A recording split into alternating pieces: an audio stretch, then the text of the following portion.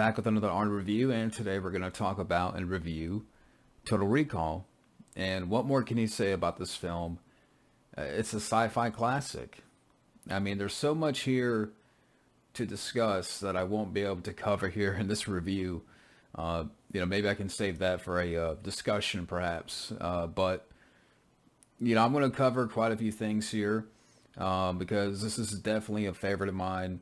One of my favorite Arnold films. And, when you look at this year, 1990, he had this film, he had Kindergarten Cop, both which were big hits, both which cracked the top 10 of that year. I believe this was number 5. So, a huge film when it came out. And directed by Paul Verhoeven, same guy that directed RoboCop and, really good director, which I know at one point there was talks of Arnold and Paul Verhoeven doing that film Crusade, which would have been, Arnold's big epic, for people out there that may not know information about that. Maybe I'll do a separate video on that later. You can Google that and look that up. But like I said, I may do a separate video on that later. But today I'm going to talk about Total Recall. And it's such a great movie, great to rewatch again, for this marathon here. But the plot, basically, you have our main character, Douglas Quaid, and he's having these visions of Mars. And he's a construction worker, and he wants to break down these nightmares, decipher them, because he has this desire to travel to this unknown and distant red planet. And then Quaid gets this memory. He goes to this memory implant company called Recall, to purchase a cheap alternative recollection of the ideal virtual vacation. And instead, the procedure backfires, and what Quaid perceives as reality is no more. And so he goes to Mars, and then now there's a target on his back, and it just leads to more questions, for our main character. What is real? What is a dream? And that's the plot here to this movie. But the cast here to this film, you have Arnold Schwarzenegger as Douglas Quaid. And I know early on they had Patrick Swayze. He was signed on to play Quaid, when the movie began pre-production in Australia with this other director, Bruce Beresford. And however, early in pre-production, Dino De Laurentiis' company went bankrupt. And after Arnold heard about this, he persuaded Carrico to buy the script for him. This film was tailored for Arnold.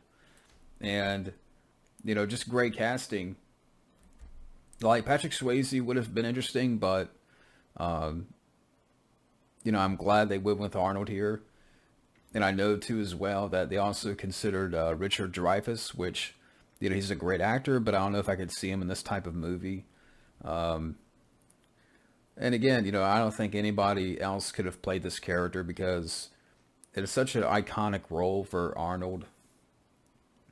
I mean, when you think about this movie too, there's so many lines that people still quote. You think this is the real Quaid? It is. And get your ass to Mars and all that stuff that Arnold, is known for. So that was a great casting. You also have Rachel Ticotin as Melina. I thought she was good in the film, good support to Arnold. Sharon Stone as his wife, which you find out that, she's working for our villains here later on. Well, actually early in the film, but you have that great scene later on where Arnold gets her back and, I thought we were married. Shoots her in the head, consider that a divorce. Another iconic scene. But Sharon Stone, and it's because of this movie here, and yeah, because of Sharon Stone's performance in this movie, Paul Verhoeven would cast her in Basic Instinct, due to her ability to play a character that would change from a timid, charming sweetheart to someone who's diabolical at a moment's notice. And he also stated this is why Sharon Stone is like that in real life. I can probably believe that. But she's a great actress, and definitely one of her best roles, I would say. Michael Ironside as Richter. See you at the party, Richter. Another great actor, well known for playing villainous roles, at this time. Michael Ironside is one of those great go-to, villain actors. And he played a villain here. He played a villain in the next Karate Kid and other films too. But Michael Ironside, did a great job here. As a Richter, a great villain. Or I should say subordinate, maybe, to our main villain. But, everybody remembers Richter. And I forget sometimes Michael Ironside was in Nobody, that film that came out last year. He has a supporting part in the film. I'm like, hey, there's Michael Ironside. There's Richter. But, yeah, Michael Ironside is great here. You have Benny, the cab driver on Mars, played by Mel Johnson Jr. I got 5 kids to feed. He was cool. I like that character. Even though later on, of course, as we know, he's with the villains here. Marshall Bell, who before was with Arnold in Twins, comes back here as his character. And Quato, which was great special effects there. Then other supporting people, you have Michael Champion as this one other villain that works for Richter. He's with Richter, the guy with the gray hair and the glasses. He was fine in the film. And I was seeing who else am I missing here? Like Dean Norris has a small part. He's the guy with the thing on his face. But yeah, I mean, the cast overall is great here. Schwarzenegger, again, is great casting. Great. Nobody else can play this role. I mean, in such an iconic role as Quaid, and the supporting cast really does it. I mean, everybody does well. Everybody does a great job. From Sharon Stone to Michael Ironside, Rachel Cotton, Marshall Bell, Ronnie Cox. Which is, it's funny because he's not. Yeah, I'm looking at the cast here on Wikipedia, but it doesn't mention. Okay, yeah. I don't know if I can. Do I need to get my eyes checked? He's right there in front of me. But yeah, I don't know why I missed his name. But yeah, Ronnie Cox is our main villain here, Cohagen. Again, I don't know what's wrong with me. It's 9 o'clock in the morning.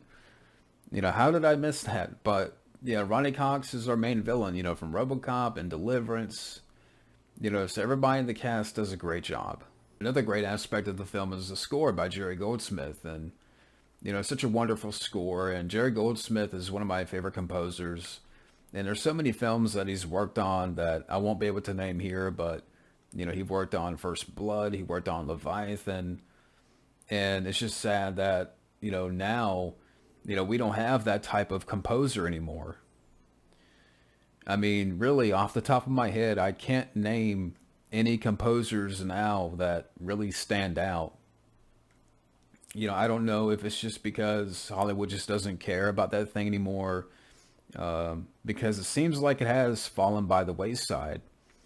That, let's focus on these other things, whether it be CGI and what have you, and budget, what happened to scores, what happened to, that aspect of the film that brings up the film even more, that makes the film better. And again, you just don't have that Jerry Goldsmith anymore. I wish he was still around today. But, again, a great score by Jerry Goldsmith. The special effects by Rob Bottin is great. And I know some people may have said, I've heard before, oh, the effects are dated. I don't care. To me, it's all practical. Now, if this film came out today, 2021, it would just be a lot of CG and, you know, CGI that, you know, looks even more fake and more typical and more, um, you know, like seen this before. But, you know, here, I mean, yeah, I mean, maybe you could say the part where, you know, Arnold pulls the bug out of his nose, you know, definitely some animatronics going on there, and it looks a little bit, you know, rickety, but for the most part, I thought the special effects were done well. And Rob Bottin, you know, does a great job here. The cinematography of the film, it's well shot. The way that Mars looked, and the production value, it's all there. And it's all practical sets. And, you know, the action is good too. You know, when the action does happen, it's fun. Uh, you know, and some memorable scenes, you know, memorable quotes. I mean, you know, see at the party, Richter, you know, I got 5 kids to feed. And, you know, all that stuff is great. It's entertaining. And as far as like other little side notes, you know, to throw in here, during the movie, Michael Ironside, he was always on the phone between takes. And it came to a point where Arnold approached him about it. And Ironside had told Arnold that his sister was currently suffering from cancer. And then Arnold, you know, brought Michael to his trailer and had a hour-long three-way conversation about, you know, his sister and what exercises, you know, she should do, what kind of foods she should be eating. So I thought that was a really cool story. And I mean, there's so much trivia with this movie I won't be able to touch on. And, you know, like I said, maybe I'll save that for a longer discussion. But, you know, I kind of mentioned already that Schwarzenegger wanted Verhoeven to direct this movie after being impressed with RoboCop. Verhoeven had always wanted to work with Schwarzenegger in the past. Schwarzenegger sent him the script. Verhoeven loved it. They wanted to make some changes. He wanted to have the film more of a scientific basis. Schwarzenegger liked how Verhoeven balanced the mind games with action. And the original cut of this movie was giving an X rating by the MPAA for excessive violence. Some violence was trimmed and different camera angles were used and some of the more over-the-top scenes, and the movie was then rated R. And yeah, but that's Paul, you know, Paul Verhoeven, he's great at that. You know, he's great at, you know, bringing that violence, that, what's the term? I mean, ultra violence, but, you know, look at RoboCop as an example. You know, Paul Verhoeven knows how to, you know, that's his style, and it's a great style. But, you know, that's just a couple of bits of trivia there. And again, there's so much more. I was going through IMDb and I'm like, there's no way I'm going to cover all that here. But, you know, at the end of the day, what more can you say about this film? You know, like I said, I can go on and on about this movie. It's a sci-fi classic, a 90s sci-fi classic. It's a great Arnold film, well directed. The cast is great. And it's a film that makes you think, what is real? What is a dream? And it's a film that is timeless. But yeah, that's it for now. Thank you for watching my review of Total Recall. And next up, I'll be talking about Kindergarten Cop. So stay tuned for that and have a good day.